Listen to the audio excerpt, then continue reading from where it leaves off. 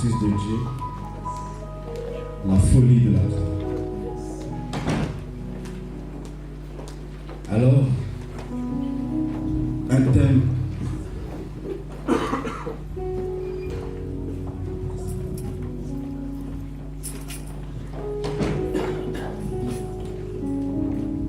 assez complexe qui parle en même temps d'une vertu, en même temps d'un dérèglement.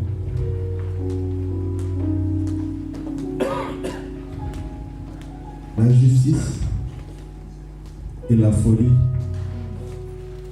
mises ensemble.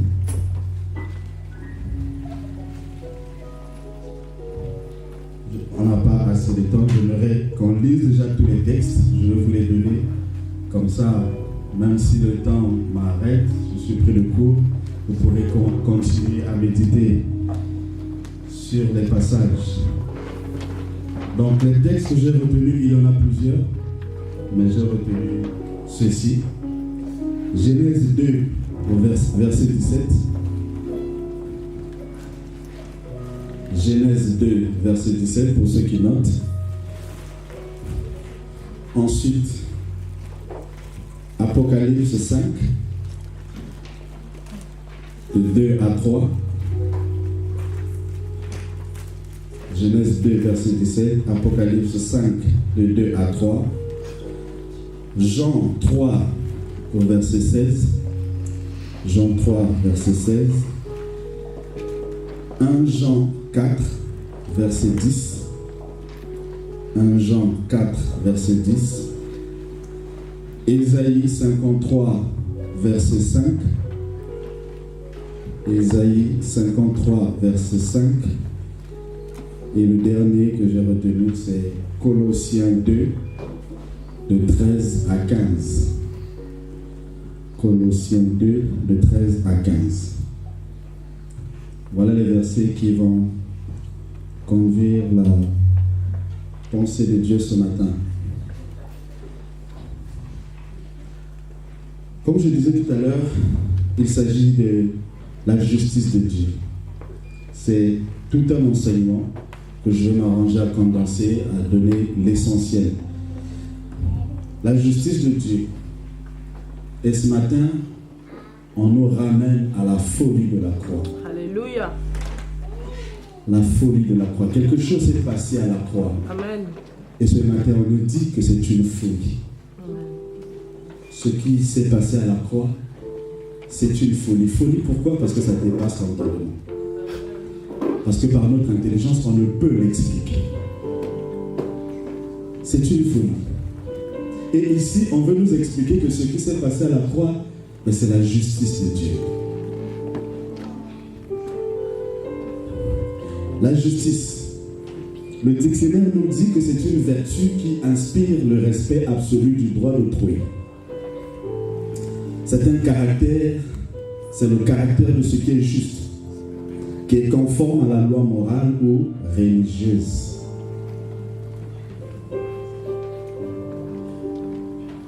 La Bible, elle, nous dit que la justice, c'est la conformité à la volonté de Dieu. C'est l'attitude d'entière dépendance, sinon de soumission totale à Dieu. Lorsqu'on dépend totalement de Dieu, lorsqu'on lui est soumis de façon inconditionnelle, on est un homme juste ou une femme juste. Amen. À ce moment-là, on dit que nous avons, nous faisons, nous accomplissons la justice de Dieu. Nous pouvons voir cela dans Matthieu 3, au verset 15. C'est Jésus lui-même qui dit à Jean, laissons faire ce qui est juste. Parce que Jean ne voulait pas baptiser Jésus. Il dit non, je ne suis pas digne. Alléluia. Mais Jésus dit non, faisons ce qui est juste. Alors qu'est-ce qui est juste? C'est la parole de Dieu. Amen. C'est ce qui est prévu. C'est ce que Dieu a déclaré. Alléluia. C'est ça qui est juste. Amen. Il était prévu que Jésus soit baptisé par Jean. Amen. Et il ne pouvait pas être autrement. Faire le contraire, c'était faire de l'injustice. Est-ce qu'on se comprend? Amen. Ce qui est juste, c'est donc faire la volonté de Dieu. Matthieu 3, verset 15. Alors, la folie. Ce sont les mots-clés du thème. Je voulais marquer déjà, vous décortiquer cela pour que la suite soit un peu plus claire. Pour que vous compreniez, lorsque je dis, il y a comme contraste, il y a paradoxe dans ce thème. On parle de justice, qui est une vertu, et ensuite on parle de folie. Alléluia. Qu'est-ce que c'est la folie? Le dictionnaire nous dit que c'est le dérèglement mental. C'est un acte déraisonnable, irrationnel, ce qui sort de la raison. C'est une folie. Mais qu'est-ce que la Bible nous dit de la folie? J'ai essayé de parcourir, beaucoup de passages parlent de la folie. Mais la folie de ce qui nous concerne ici, ce n'est pas la folie du dérèglement mental. Alléluia. Amen. Amen. C'est une folie qui consiste en la puissance de Dieu. Alléluia. Est-ce qu'on se comprend? Amen. Oh là là. Alléluia. Ce Dieu-là, il est magnifique. Et ça, nous voyons ça dans 1 Corinthiens 1, 18. 1 Corinthiens 1, 18. J'aimerais que l'on lise cela pour qu'on se comprenne bien. Parce qu'il y a des choses, des fois, le peuple de Dieu écoute et puis ils ne sont pas convaincus.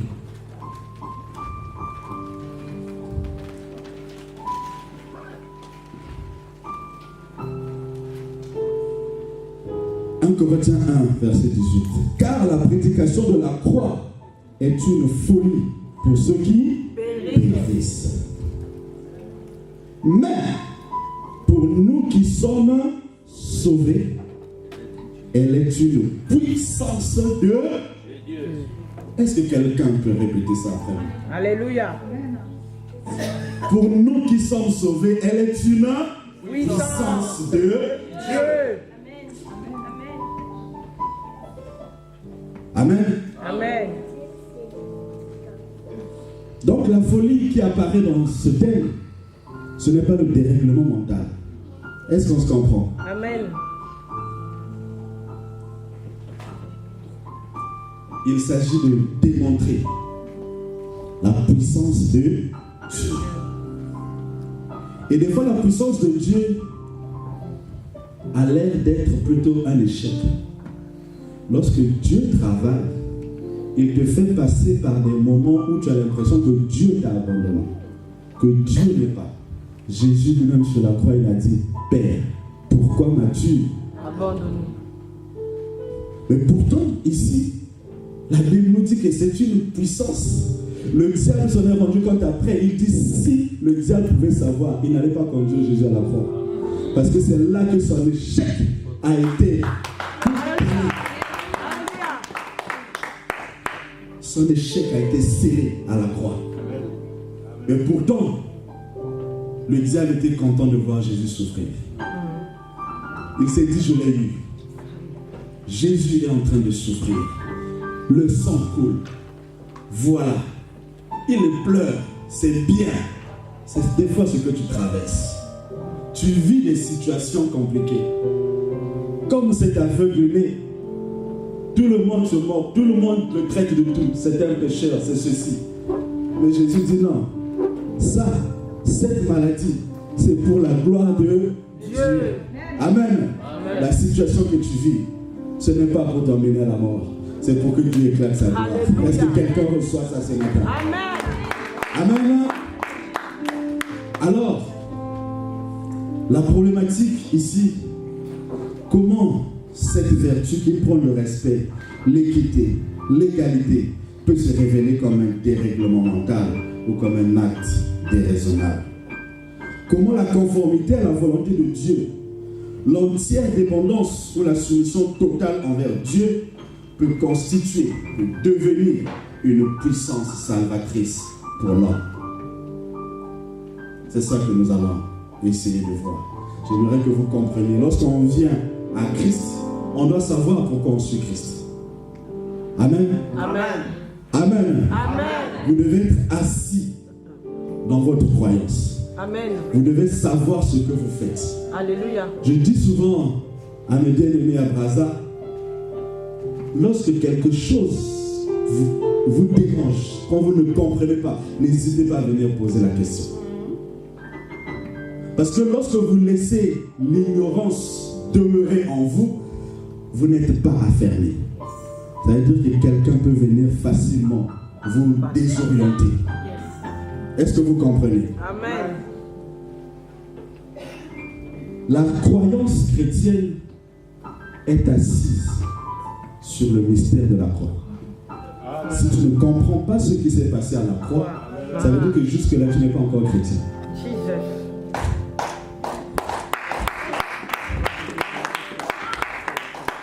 Amen.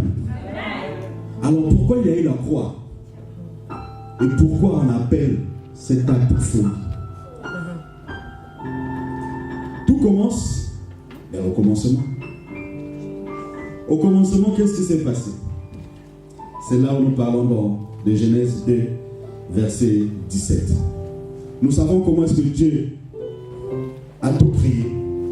Le ciel et la terre, ainsi de suite. Et au 6e jour, il crée l'homme. Mais dans Genèse 2, on voit comment est-ce qu'il donne la responsabilité à l'homme. Il place l'homme dans le jardin d'Éden et lui dit, voilà, tu domineras sur tout, cultive, multiplie, remplissez la terre. Vous pouvez manger de tout ce qui est dans le jardin, mais l'arbre de la connaissance du bien et du mal, vous n'y toucherez pas. Et Dieu complète. Sinon, vous mourrez. C'est Dieu qui dit. Cette parole sort de la bouche de Dieu. Vous lirez ça dans Genèse 2, verset 17. Je suis obligé d'aller un peu vite, sinon le temps va me surprendre. Dieu dit, le jour où vous en mangerez, vous mourrez. Mais la suite dans cette histoire, et c'est souvent comme ça que j'intrigue un peu mes bien-aimés, le diable, le serpent, le plus rusé de la forêt, descend. Il rencontre la femme. Il lui dit, Dieu vous a réellement dit. La femme confirme, ben oui, nous pouvons manger de tout, mais sauf ça. Sinon, nous allons mourir. Oh là là, qu'est-ce qu'il raconte? Et vous l'avez cru? Dieu, il sait que si vous en mangez, vos yeux s'ouvriront. Amen. Amen. Est-ce qu'on se comprend? Amen. Alors, une fois j'ai posé la question à Dieu, à mes bien-aimés, à Brazza, entre Dieu et le diable, qui a dit la vérité? Dieu a dit, le jour où vous mangez, vous mourrez. Le diable a dit, si vous mangez, vos yeux s'ouvriront. La suite, c'est quoi? Lorsque Ève a mangé, a donné à Adam, la Bible dit, leurs yeux s'ouvrirent. Et ils se sont rendus compte qu'ils étaient nus. Qui a dit la vérité? C'est la partie là.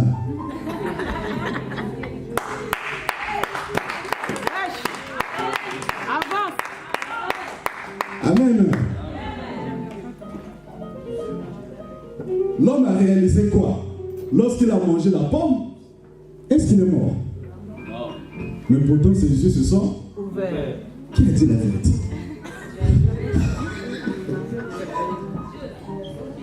Amen. Amen. C'est la partie là. J'ai dit l'ignorance est un danger. Amen. Amen. Il faut toujours rechercher la connaissance de Dieu. Mais Dieu, nous savons que Dieu ne ment pas. Amen. Dieu ne ment pas. Il est la vérité. Alléluia. Amen. Amen. Dieu, lorsqu'il te dit quelque chose, il ne regarde pas ce qui va arriver demain, mais lui, il regarde ce qui va arriver après-demain. Ce qui va arriver après-demain. Il regarde la finalité de ta vie. Il te dit, ce chemin-là va t'emmener à la mort. Mais le diable te présente ce qui est là, ce qui est présent, ce que tu as envie maintenant. Mais dès que tu touches à ça, ça va périr. Et après, les conséquences te feront souffrir. Yes. Est-ce que vous comprenez? Alléluia. Il a dit à Moïse, sors mon peuple, je vais les conduire dans le pays où coule le lait et le miel. Moïse est allé dire au peuple de Dieu, allons-y, sortons d'Égypte, je vous emmène dans le pays où coule le lait et le miel. Est-ce que Dieu leur avait dit que vous allez traverser le Jourdain? Est-ce que Dieu leur avait dit que vous allez traverser le désert? Non. Eux se sont dit qu'on sort, on tourne à côté. Quand vous regardez la carte, vous voyez bien qu'il y avait un chemin qui permettait aux enfants d'Israël d'arriver à Canaan très rapidement. Est-ce que vous savez ça? Les enfants d'Israël sont durs, c'est juste à côté, allons-y, on y va. On va dans le pays où coule le lait et le miel. Mais lorsqu'ils ont commencé à traverser, ce qu'ils ont vu, il n'y a que eux qui savent. Amen. Amen. D'autres ont commencé à regretter l'Égypte. Moïse, tu nous as emmenés ici pour nous tuer. Il fallait nous laisser là-bas. Là-bas, au moins, on avait nos concombres. Tu crois que c'est les tombes qui nous manquaient pour venir nous tuer ici, là? Pourquoi on nous abandonne ici, là-bas? On pouvait nous enterrer aussi. C'est ça, Dieu. Dieu regarde la fin de la chose. Voilà pourquoi la Bible dit mieux vaut la fin d'une chose que son commencement. C'est ça notre Dieu. Il ne te dit pas ce que tu vas vivre aujourd'hui. Non, ce n'est pas important pour lui. Ce qui est important pour lui, c'est ce que tu deviendras. Comment tu vas finir. Où est-ce que tu vas finir. Avec qui tu vas finir. C'est là que Dieu veut que tu vois. C'est ça que Dieu te promet. Comment tu vas faire pour y arriver? Ne t'en soucie pas. C'est son problème. Alléluia. Abandonne-toi à Dieu. Amen. Amen. Amen. Voilà comment est-ce que Adam et Ève se sont fait avoir. Ils ont mangé la pomme parce qu'ils ont voulu toucher juste ce qui était présent, ce qui est éphémère. Jésus, j'ai le monde à ma disposition. Adore-moi et je te donne tout ça. Si Jésus n'était pas affermi, il allait se dire, oh, tant mieux. Je prends le monde, j'adore le diable. Combien de personnes n'ont pas adoré le diable pour les biens de ce monde? Combien de personnes ne se sont pas prosternées devant le diable, ne sont pas allées signer des choses pour juste la gloire de ce monde? C'est pas à ça que Dieu nous appelle. Mais pourtant, c'est ce que le diable nous présente tous les jours. Tous les jours. Et c'est ce qu'il a fait à Adam et Ève. Il leur a dit ce qui devait arriver immédiatement. Mais il a démenti. Et Adam, surtout Ève. Parce que lorsqu'on rentre dans la révélation, on va se rendre compte que Adam savait ce qui allait arriver. Mais à cause de l'amour de sa femme, il a accepté de mourir. De la même manière que le deuxième Adam a accepté de mourir pour son épouse que nous sommes. Adam aussi a accepté de mourir à cause de l'amour de sa femme. Il savait déjà que sa femme est en train de lui emmener la mort. Sa femme a mangé la pomme qui va emmener la mort. Mais à cause de l'amour de la femme, il a accepté de manger la pomme. Ça, c'est une autre révélation, c'est un autre enseignement. On n'est pas là aujourd'hui. Aujourd'hui, je vais vous montrer comment est-ce que le diable présente rapidement ce qui peut nous faire plaisir, ce qui peut nous faire du bien. Lorsque vous lisez ce passage, on vous dit que les fruits du jardin étaient bons à voir et bons à manger. C'était donc très joli à la vue et très délicieux dans la bouche. C'est ce que nous aimons dans ce monde ici. Quand c'est joli, c'est bien présenté, ben on a envie. Jésus lui-même, il est arrivé dans ce monde. Toute divinité en lui. La Bible dit qu'il n'était pas de nature à attirer les regards. Le jour où j'ai dit à ma femme la première fois, tu sais, Jésus c'était un vilain, elle a crié, ah, sacrilège! Jésus n'était pas bon, il était vilain. Il était laid. Il fallait que je lui montre le passage pour qu'elle croie. Oh, c'est vrai. Oui, Jésus n'était pas beau à voir. La Bible dit qu'il n'était pas de nature à attirer les regards. Le genre de personnes qu'on regarde pas deux fois, dès que tu regardes. C'est Jésus. Dieu a voulu qu'il vienne comme ça. Et dans quelles conditions, nous savons. Mais voilà, le premier Adam a perdu la gloire de Dieu. Tout pouvoir lui avait été donné sur la créature de Dieu. Mais à cause de cet acte, il a tout perdu. Il a tout perdu. Alors qu'est-ce qui se passe? Dieu a tant aimé le monde. Alléluia. Dieu a tellement aimé l'homme. L'homme qu'il a créé à son image et à sa ressemblance. Il ne supportait pas de voir l'homme aller à la mort. Parce que l'homme était mort. L'homme était mort. Dieu souffrait de voir l'homme mourir. Mais seulement il ne pouvait rien. Parce que s'il y a quelque chose, on dit souvent, rien n'est impossible à Dieu. Amen. Est-ce que c'est faux? Non. C'est pas faux. Rien n'est impossible à Dieu. Mais pourtant, il y a quelque chose qui est impossible à Dieu. Aujourd'hui, je vais vous révéler. C'est contredire sa parole.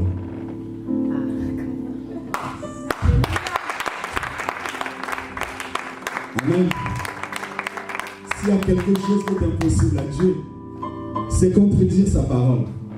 Parce que sa parole, c'est lui-même. Alléluia. S'il contredit sa parole, il se réunit lui-même. Et ça, il ne peut pas le faire. Il ne peut pas le faire. Ça ne peut pas arriver. Il a dit à l'homme, le jour où tu en mangeras, tu mourras. Alléluia. Et comme l'homme a mangé, ben, il fallait que l'homme meure. C'est sa parole. Il ne peut pas contredire, il ne peut pas renier. Il fallait que cela se fasse. Et comme c'est sa volonté, c'est donc ça la justice. On a vu la justice et la conformité à la volonté de Dieu. Amen. Il fallait que l'homme meure. C'est ça la justice de Dieu. L'accomplissement de sa parole. La conformité à sa parole. La fidélité à sa parole. C'est ça la justice de Dieu. Amen. Amen. Et Dieu n'y pouvait rien. Malgré tout l'amour qu'il avait pour l'homme, il fallait que sa volonté se fasse. Il fallait que sa parole s'accomplisse. Et l'homme est allé à la mort. L'humanité condamnée à la mort éternelle. Mais Dieu, depuis son trône, ne supportait pas. Il se dit, ça ne peut pas continuer comme ça. L'homme a été créé à ma ressemblance. C'est à l'homme que j'ai confié tout ça. C'est à lui que j'ai donné ce pouvoir. Aujourd'hui, ce pouvoir se retrouve entre les mains de l'adversaire. Les mains de l'ennemi. Parce que la vérité, c'est que lorsque le diable te trompe, lorsque tu tombes dans le piège du diable, il récupère tout ce qui était à toi. Les bénédictions qui étaient à toi, le diable a récupéré. Les enfants qui t'étaient destinés, le diable a récupéré. Le mariage qui t'était promis, le diable a récupéré. L'élévation qui t'était promis, le diable a récupéré.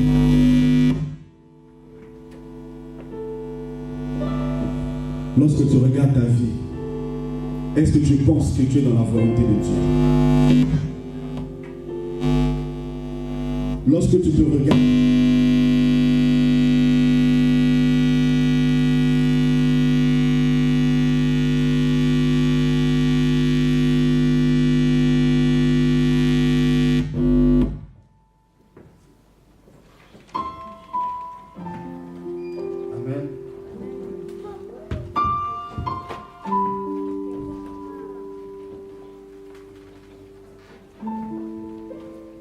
Amen. Amen. Amen. Ce genre de message suscite toujours des oppositions. Amen.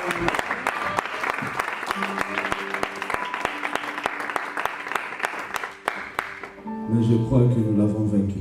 Alléluia. À Brazza, on chante dans notre langue. une chanson qui dit Olinga, Olinga te. Olinga, Olinga te. Amen. Satan a mis la liberté de noter. Amen. Alors je disais que quand Adam et Ève, nous avons perdu notre destinée, nous avons perdu ce qui nous était dû, nous avons perdu les promesses de l'Éternel pour notre vie.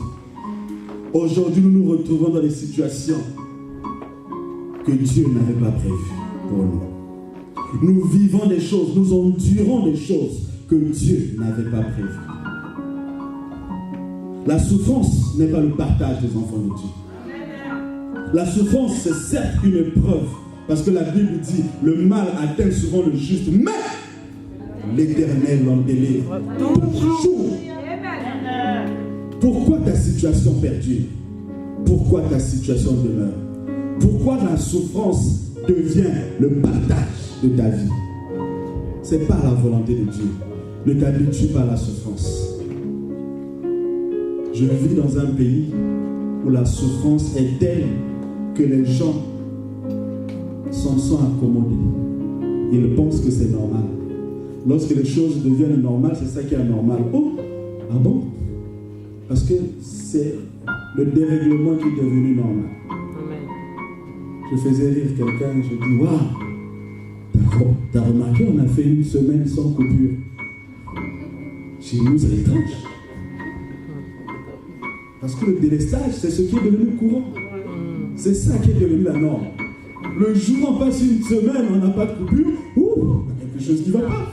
On a fait une semaine sans courant. Sans coupure. Voilà, ce qui devait être normal est devenu anormal. Et il y a des gens qui se sont habitués à la souffrance, à la difficulté, au manque. Non, Dieu t'appelle à l'abondance. Ne l'oublie pas. Amen. Tu peux manquer aujourd'hui, mais garde la foi que Dieu t'appelle à l'abondance. Ce que tu n'as pas aujourd'hui, tu l'auras demain. C'est ça la volonté de Dieu. Ne te dis pas que tu es venu accompagner les autres. Non. Tu as juste perdu une position à cause du péché, à cause de l'ennemi qui nous a déroutés. Et Dieu n'est pas d'accord. Dieu ne veut pas que tu restes dans cette souffrance. Dieu ne veut pas de cela. Dieu ne veut pas que tu sois destiné à la mort. Voilà pourquoi, avec Adam et Ève, il a décidé un jour de régler ce problème. Il dit, il faut que je change les choses. Mais comment je vais changer les choses sans violer ma parole? J'avais déjà dit que l'homme devrait mourir s'il mangeait. L'homme a mangé, il doit mourir et il est mort. Mais Dieu ne veut pas de ça. Il se dit, comment je vais faire pour sortir l'homme de là? C'est de là que commence la folie de la croix. Dieu dans le ciel se met à échafauder un plan.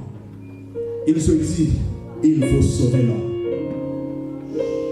Je ne supporte plus de voir l'homme dans cette misère, de voir l'homme dans cette difficulté, de voir l'homme dans cette souffrance. Ce n'est pas possible. Il faut que ça s'arrête. Bien-aimé, Dieu a pris la décision aujourd'hui. Il faut que tu sortes de ta situation. Il faut que tu sortes de ta souffrance. Il y a un plan que Dieu a échafaudé pour te sortir de là. Si tu crois, tu dis yes, je sors de cette situation. Amen. Dieu a réuni son conseil au ciel. Il dit, qui est digne? Qui est digne d'ouvrir le livre et d'en rompre les sceaux? La mort lui est destinée. Comme je ne peux pas changer cela, alors il faut qu'il y ait quelqu'un qui meure à la place de l'homme. Il faut qu'il y ait quelqu'un qui aille prendre la place de l'homme. Ainsi, je pourrais sauver l'homme sans contredire ma parole. Parce Parce que la mort sera toujours la sanction qui est attachée au péché. Le salaire du péché. C'est la mort. Amen. Il en sera ainsi et toujours. Mais Dieu, il sait que l'homme a péché. Il aime le péché, mais il aime le péché. Comment je fais pour sortir l'homme, pour dissocier le péché de l'homme, sans renier ma parole?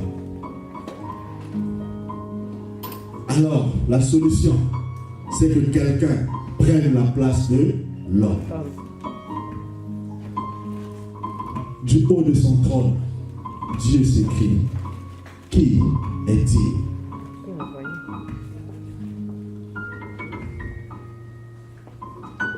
On a vu les 4 êtres vivants qui ont commencé à gratter les ongles. Le Seigneur demande: qui est-il? Les 24 vieillards se prosternent, ils lèvent la tête. Regarde la tête en bas. Le Seigneur attend la réponse: qui est-il? D'ouvrir le livre et de rompre les sceaux. Les 24 vieillards, depuis qu'ils s'étaient prosternés, plus personne n'a levé la tête.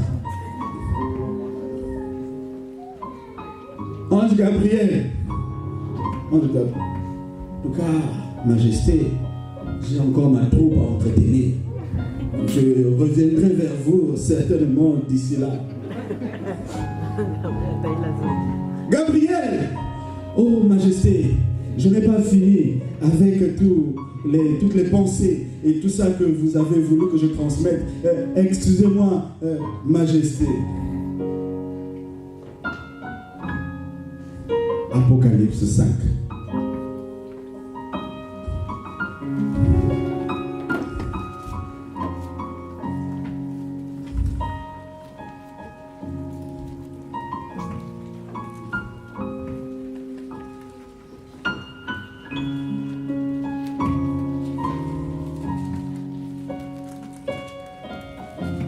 J'aime la partie, le verset 4. La Bible dit: et je pleurais de ce que personne ne fut trouvé digne d'ouvrir le livre, ni de le regarder. Donc tout le monde a détourné le regard. Même les 4 êtres vivants là,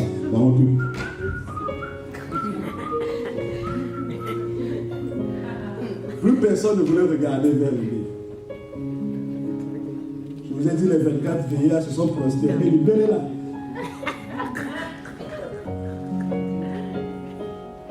Personne ne fut trouvé digne d'ouvrir le livre, ni de le regarder. Donc, ne fût-ce que regarder, personne ne voulait. Et Jean pleurait pour ce qu'il voyait. Alors, j'aime la formulation de Alain Moloto, Père son âme. Il dit: celui que Dieu cherchait n'a été trouvé comme Dieu lui-même. Alléluia.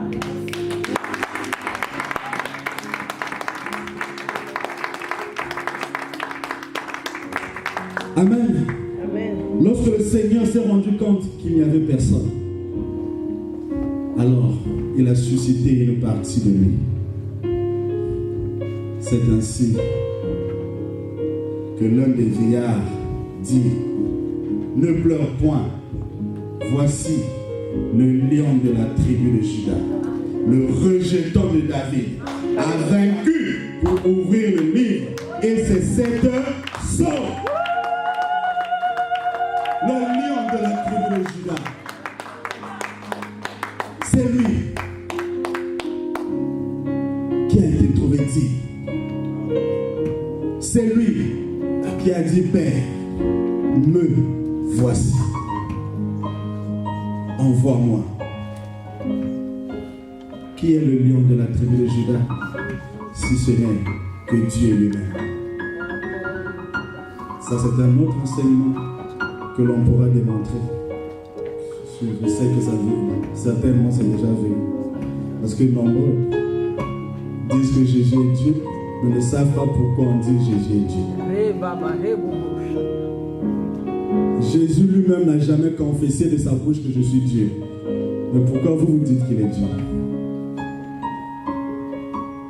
Quand je lis la Bible, tout le temps Jésus parle de son Père. Pourquoi toi tu dis qu'il est Dieu? C'est un enseignement profond. Et c'est le fondement de notre foi. L'un des fondements. Il faut connaître toutes ces choses.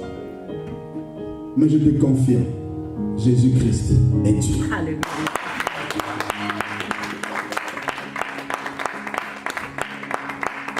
Alors, le lion de la tribu de Juda a décidé de quitter son trône, de se dépouiller de toute sa gloire, de prendre la chair humaine pour venir mourir à la place de l'homme.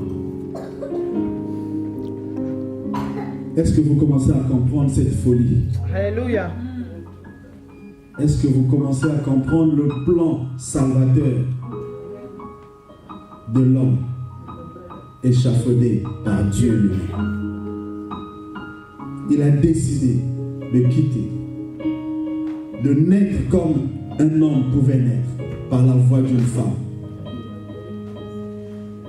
Venir sur ce monde, dans ce monde, grandir comme tout le monde, subir tout ce que l'homme peut subir et aller à la croix, prendre la place de l'homme. C'est là l'accomplissement de la parole de Dieu. Voilà pourquoi Jésus lui-même dit: Père, tout est accompli. Le plan pour lequel je suis descendu, je l'ai accompli. Aujourd'hui, la mort qui devait frapper l'homme m'a frappé. L'homme, je l'ai mis de côté. J'ai pris la sentence pour que ta parole s'accomplisse. Pour que ta parole ne soit pas reniée. Pour que ta parole ne soit pas contredite. Je suis mort à la place de l'homme. Ta parole a été respectée et l'homme a été sauvé. Est-ce qu'on se comprend? Amen.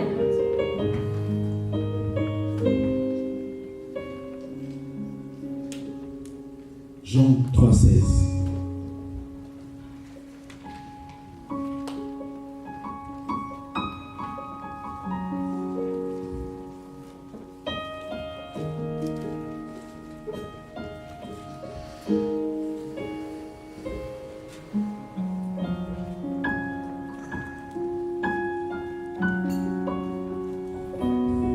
La Bible dit: car Dieu a tant aimé le monde qu'il a donné son Fils unique, afin que quiconque croit en lui ne périsse point, mais qu'il ait la vie éternelle.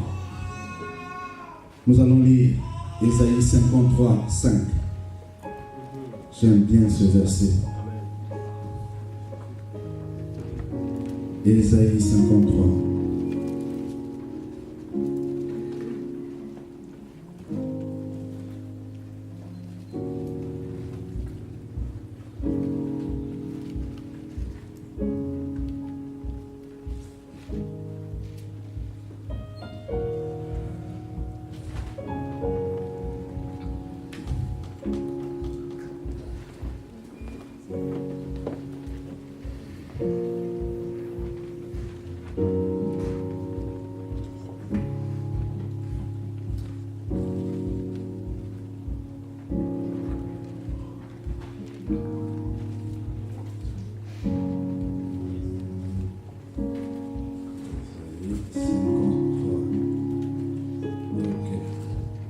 Verset 5.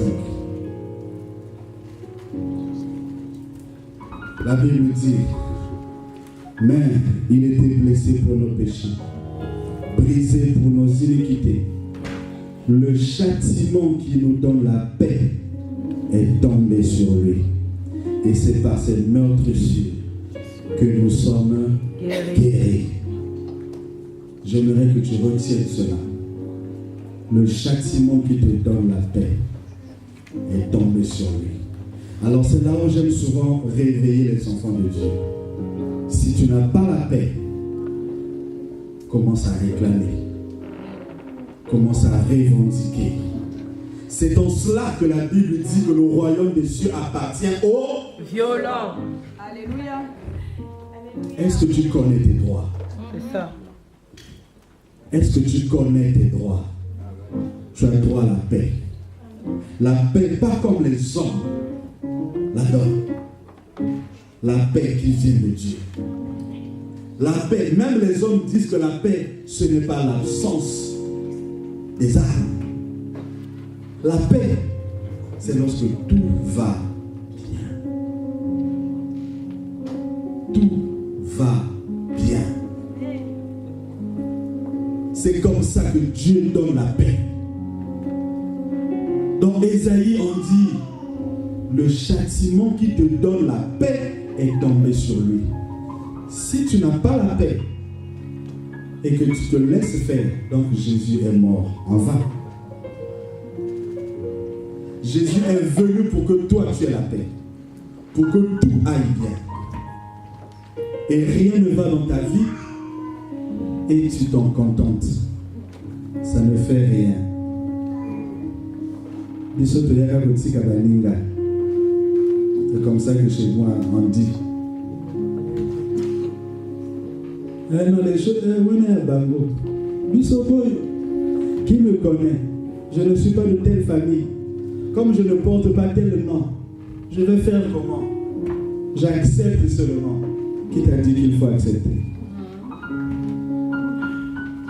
Ce que tu vis, ce n'est pas la fin. Ce n'est pas ta destinée. Dieu t'attend quelque part. Dieu t'attend là où le bonheur et la grâce vont t'accompagner tous les jours. C'est ça que Dieu attend pour ta vie. Et lorsque tu ne vis pas cela, bien-aimé, il faut le réclamer. Il faut rappeler à Dieu que tu n'es pas mort, enfant.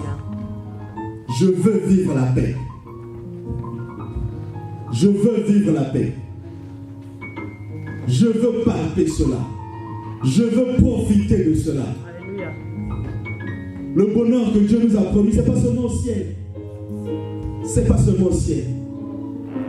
Pierre a dit à Jésus, mais nous on a tout laissé.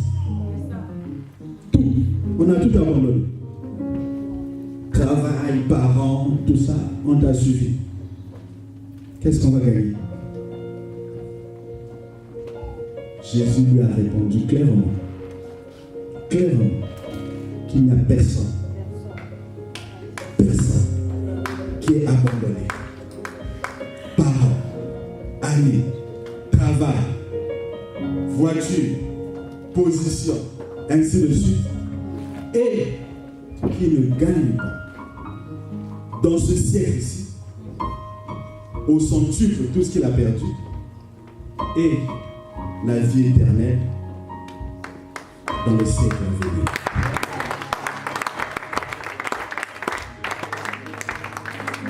Amen. Amen. Donc, lorsque dans ce siècle-ci, tu ne gagnes pas au centuple ce que tu as perdu, il y a un problème, bien aimé. Est-ce que c'est Dieu qui a menti? Non. Ou bien c'est toi qui ne rentres pas dans la volonté de Dieu? La justice de Dieu, c'est cela. La fidélité de Dieu. Dieu est fidèle. Dieu ne ment pas. Ce qu'il dit, c'est ce qui s'accomplit. La Bible dit qu'il n'est pas un homme pour mentir, le fils d'homme pour se repentir. Ce qu'il dit, ne le fera-t-il pas? Ce qu'il a promis, ne l'exécutera-t-il pas? Il est prêt à accomplir. C'est à toi de te rendre disponible. Amen. C'est à toi de rentrer dans l'accomplissement de la volonté de Dieu, de la parole de Dieu, au travers du mystère de la croix. Cette folie où le grand Dieu, créateur de la terre et du ciel, celui qui fait du ciel son trône et de la terre son marchepied, celui qui tient l'univers dans sa main, lui, ce grand Dieu, qui a accepté de se dépouiller de toute cette gloire, descendre ici sur la terre pour mourir à ta place. Lui qui a tout accompli pour que toi tu sois sauvé, pour que toi tu rentres dans ta destinée. Ce Dieu-là, il est prêt à te donner. Il te dit, viens chercher. Viens chercher. Lui, il a déjà tout accompli. Il a tout prévu pour toi. Viens chercher. C'est souvent cette distance-là qui nous rend la tâche difficile. Comment venir chercher ce que Dieu a prévu pour nous. Amen. Il est temps. On va s'arrêter là.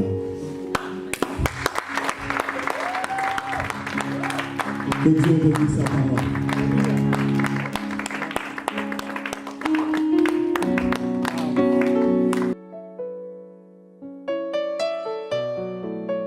Mm-hmm.